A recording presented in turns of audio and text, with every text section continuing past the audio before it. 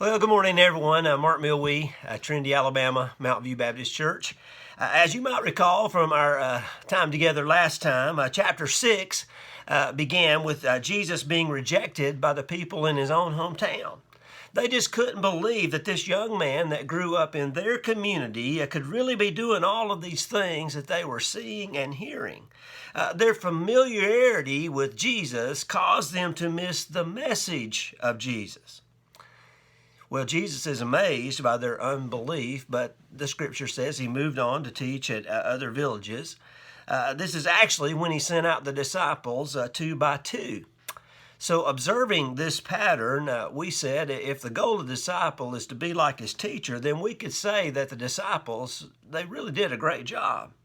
Because they went out preaching, they cast out demons, they anointed the sick, they healed many of them. They were following the path laid out for them by Jesus. They were equipped for ministry, and then they went out and actually did the ministry. And of course, we're encouraged to follow this same pattern today. And then finally, the last time we were together, we studied the passage about where King Herod had John the Baptist beheaded, even though he knew that John was a righteous and a holy man. We said that Herod's life illustrates the truth that sin will take you further than you want to go. It'll cost you more than you want to pay, and it'll keep you longer than you want to stay. John the Baptist died because King Herod did not have the courage to swallow his pride in front of the leading men of Galilee. Excuse me. He could have said, no, I'm not going to behead an innocent and holy man. But he was not willing to do that. And then sometime later, when he heard about the ministry of Jesus, he immediately jumped to the conclusion that this must be John the Baptist come back to life. He was haunted by his sin and stymied by his guilt. His life illustrates why we need to deal with our sins. We need to confess them, and we need to seek God's forgiveness, because if we don't deal with our sin, then our sin will deal with us. So let's pick up today with verse 30 of Mark chapter 6, with the disciples returning from their mission. Look at the text. It says, the apostles returned to Jesus and told him all that they had done and taught. And he said to them, come away by yourselves to a desolate place and rest for a while. For many were coming and going, and they had no leisure, not even to eat. Notice carefully the setting as we get started today. The disciples were returning from their missionary efforts where Jesus had sent them out two by two. And I'm sure they were all so excited and they were, just filled up, pumped up because all the things they'd seen and done. And they were eager, to share all these things with Jesus.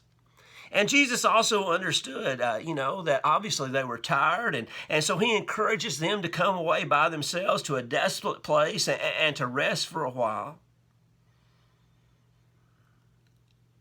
I mean, they needed this, the text says, because so many people were coming and going, and they couldn't even find the time to eat.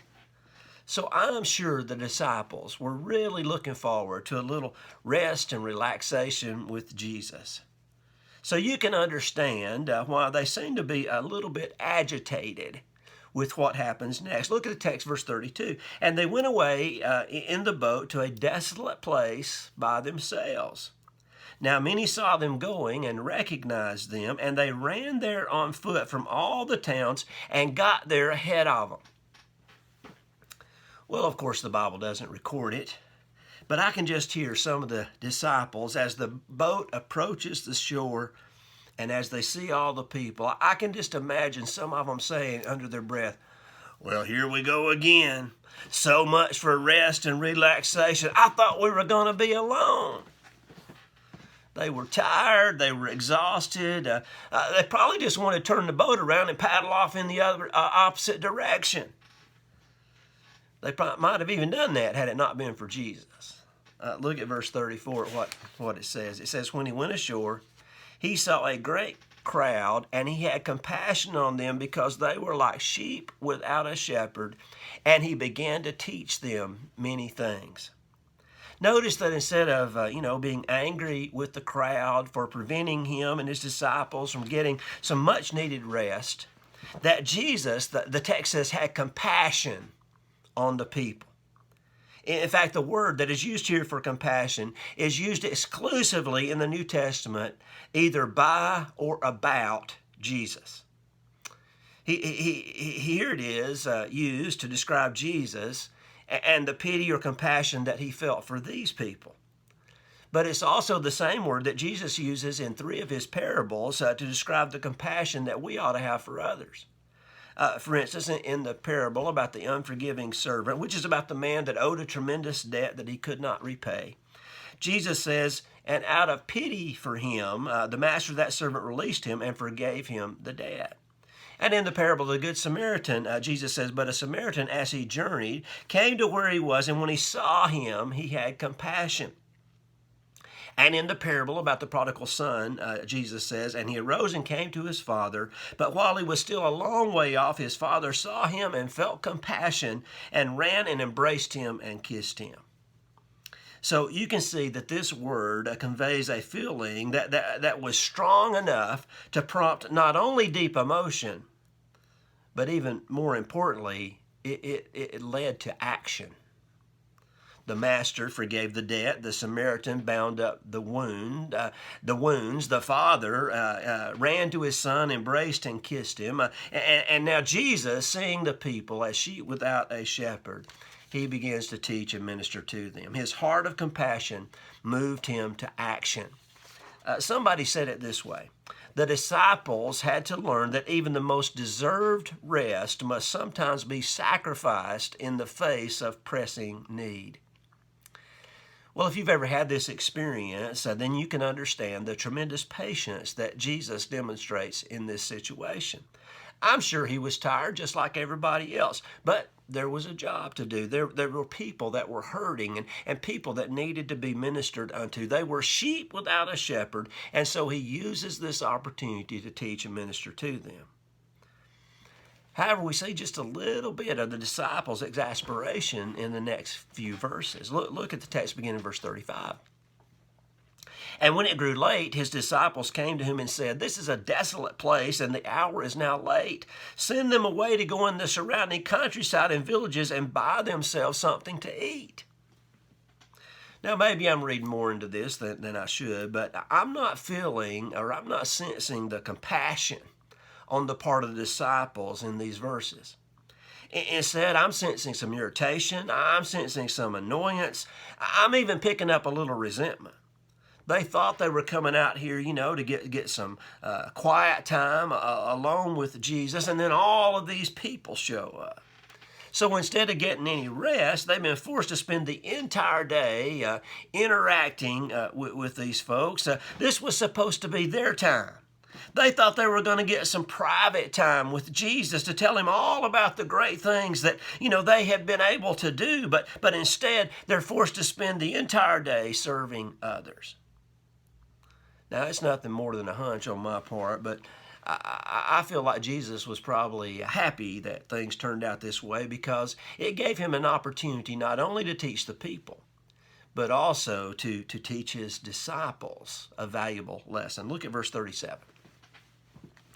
But he answered them, you give them something to eat. And they said to him, shall we go and buy 200 denarii worth of bread and give it to them to eat? I mean, you can almost hear the sarcasm in their response. A denarius was a full day's wage for a common working man, so 200 denarii would be over half a year's salary.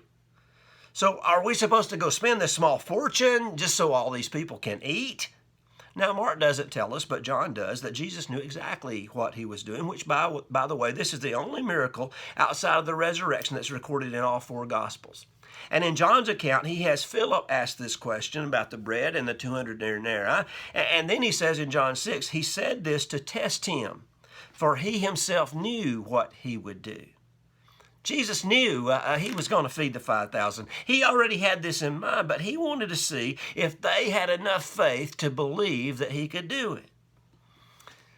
And yet, despite their recent success on the missionary trail, they failed the test. I believe they failed the test because their attitude was not right.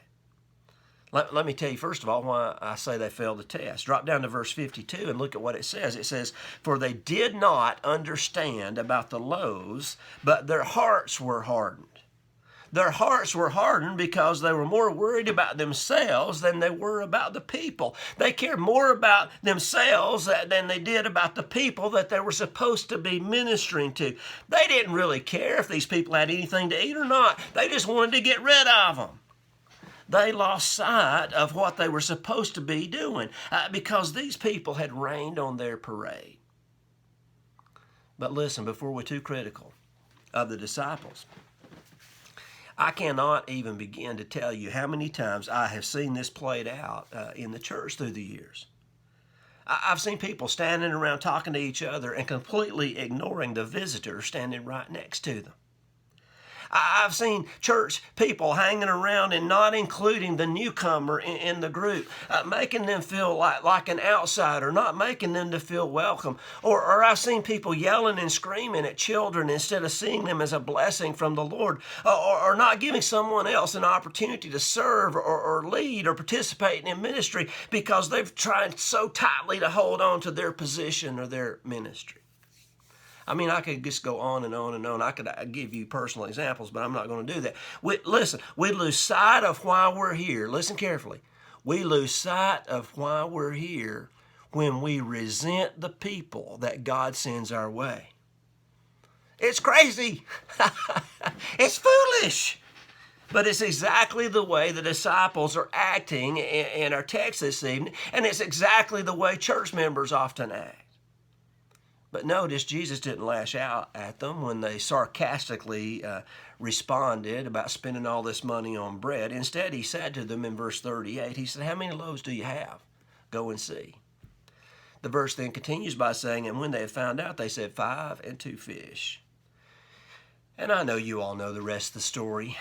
Verse 39, then he commanded them all to sit down in groups on the green grass. So they sat down in groups by hundreds and by 50s. And taking the 5 loaves and the 2 fish, he looked up to heaven, said a blessing, and he broke the loaves and gave them to the disciples to set before the people. And he divided the 2 fish among them all, and they all ate and were satisfied. And they took up 12 baskets full of broken pieces and of the fish. And those who ate the loaves were 5,000 men. Well, some have estimated that including women and children, there might have been as many as 15,000 people that ate that day. But the real lesson is not about the miracle of the food. The real lesson is the compassion that Jesus had for the people. He saw them as sheep without a shepherd. He came to seek and to save that which was lost. The disciples all wanted and needed rest, but they got a lesson this day about the priority that Jesus places upon people. The priority that Jesus places upon ministry. The priority that Jesus places upon service whenever and wherever we have the opportunity. It's a valuable lesson, and we all need to sit up and pay close attention because, listen, people are a blessing from the Lord. Ministry is a privilege, not a burden. And when we stop loving the people that God sends our way, then we stop being the people that are living God's way. Jesus placed a priority upon ministering and loving people, and we should always strive to do the same. Amen. Amen. Now look at the text beginning in verse 45. Immediately he made his disciples get into the boat and go before him to the other side to Bethsaida, while he dismissed the crowd. After he had taken leave of them, he went up to the mountain to pray. And when evening came, the boat was out on the sea, and he was alone on the land. Well, these verses show the priority that Jesus placed upon prayer. He sends the disciples away. He sent them away because he understood they needed and wanted some rest. He stayed behind to dismiss the crowd. I don't know exactly how he got rid of the crowd, but the text says that after he had taken leave of them, he went up on the mountainside to pray. He probably said, "We're about to have a prayer meeting." And everybody left. They didn't want to stay for the prayer meeting. I don't know. But again, the text shows the emphasis and priority that Jesus placed upon prayer. He needed and wanted time alone with his Father. And of course, this begs the question, if Jesus needed time alone for prayer, don't you think it would be a good idea to make prayer a priority in your life? Jesus models for us the way to stay in close fellowship with the Father, to make time to pray. Find a quiet place to be alone and pray. Sometimes Jesus does it in the morning, early in the morning. So right here we see him doing it late at night. I mean, find a time that works for you and then spend time alone in prayer. But now look at the text beginning in verse 48. And he saw that they were making headway painfully, for the wind was against them. And about the fourth watch of the night, he came to them walking on the sea. He meant to pass by them, but when they saw him walking on the sea, they thought it was a ghost and cried out, for they all saw him and were terrified. But immediately he spoke to them and said, "Take heart, it is I, do not be afraid." And he got into the boat with them, and the wind ceased, and they were utterly astounded, for they did not understand about the loaves, but their hearts were hardened. Well, for me personally, the most interesting aspect of this text is not what is here, but what's not here. In Matthew's account of this same story, in Matthew 14, we have the added information about Peter walking on the water. The reason this is of interest to me is because most Bible scholars believe that Mark's gospel is actually Peter's reflections as written down by John Mark.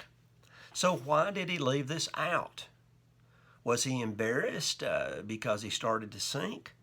Or did he not want to show the other disciples up because he at least was the one who had the courage to get out of the boat?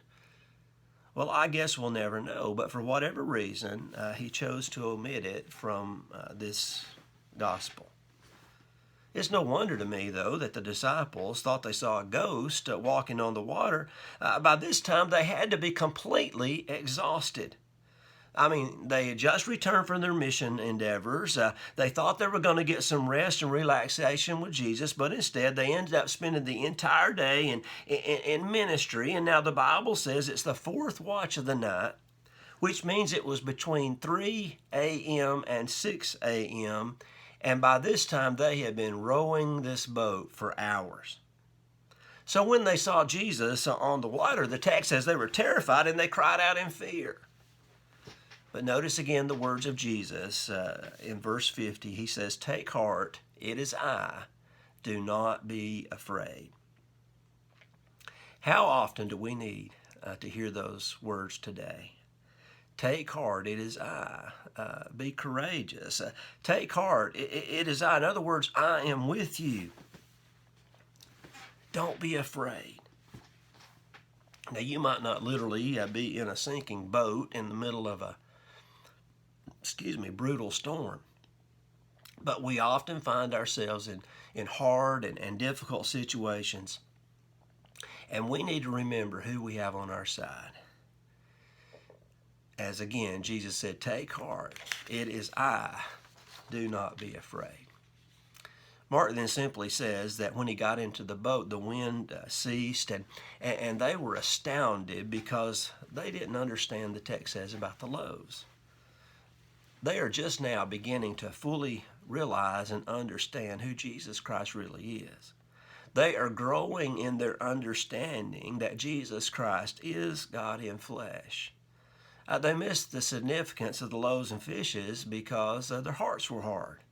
As I said earlier, I believe it was because their attitude was not in the right place. But here the text says they were astounded by this miracle because, they were scared to death. They thought they were about to die. But let's finish up today by seeing what happens when they reach the other side of the lake. Verse 53, "And when they had crossed over, they came to the land of Gennesaret and moored to the shore. And when they got out of the boat, the people immediately recognized him and ran about the whole region and began to bring the sick people on their beds to wherever they heard he was. And wherever he came, in villages, cities, or countryside, they laid the sick in the marketplaces and implored him that they might touch even the fringe of his garment. And as many as touched it were made well." Well, I can just hear the disciples saying under their breath again, well, here we go again. They are still chasing that elusive rest, but Jesus is still healing the sick, ministering to the needy, and spreading the word about the kingdom of God. So what can we learn from our lesson today? I believe the primary lesson is the priority that Jesus gives to ministry. Listen, people matter to God. Jesus made time for them. He taught them, he fed them, he touched them, he healed them. People were important to Jesus. And listen, therefore, people need to be important to us. We must never lose sight of this. If we lose sight of this, then we forget why we're here in the first place. Jesus came to seek and to save that which was lost, and we need to do the same. Amen. Well, God bless you. Thank you for watching today.